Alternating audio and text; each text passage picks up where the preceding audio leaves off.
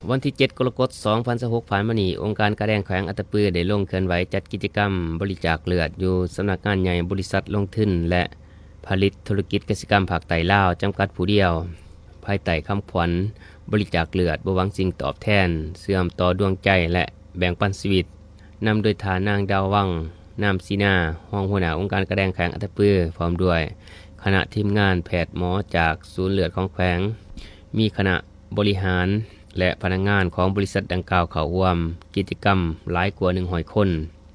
กิจกรรมบริจาคเลือดในครั้งนี้มีผู้สมัครใจบริจาคเลือดทั้งหมด50 คนยิง17 คนผ่านการตรวจสุขภาพจากทีมงานแพทย์หมอ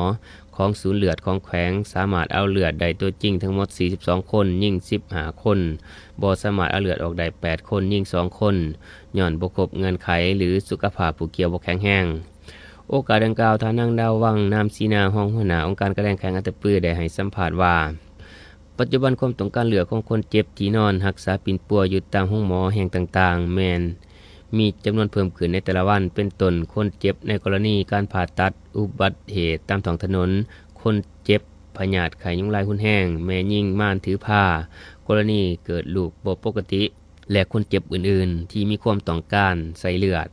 ซึ่งความต้องการใส่เลือดของคนเจ็บอยู่ห้องหมอภายในแขวงเสลียบ่ต่ำกว่า2-3 ถุงต่อวันซึ่งในระยะ6 เดือนต้นปีนี้ทางองค์การกระแดงแขวงได้เคลื่อนไหวขอแผ่บริจาคเลือดน้ำผักส่วนต่างๆมีจำนวน13 ครั้งได้เลือดตัวจริง330 ถุงเมื่อเทียบใส่กับความต้องการเลือดของคนเจ็บแล้วเห็นว่ายังบ่ทันเพียงพอ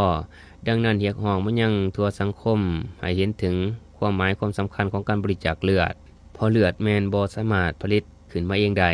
มีเพียงแต่การบริจาคของคนเฮาเท่านั้นจึงจะได้เลือดเพื่อมาช่วยเพื่อนมนุษย์ด้วยกันสำหรับผู้ที่สามารถบริจาคเลือดได้แม่นผู้ที่มีอายุ17 ปีขึ้นไปน้ำหนัก45 กิโลขึ้นไปและมีสุขภาพแข็งแรงท่านสามารถเข้าร่วมบริจาคเลือดได้ในทุกๆมื้ออยู่ศูนย์เลือดห้องหมอแขวงเริ่มแต่เวลา 8:30-16 โมง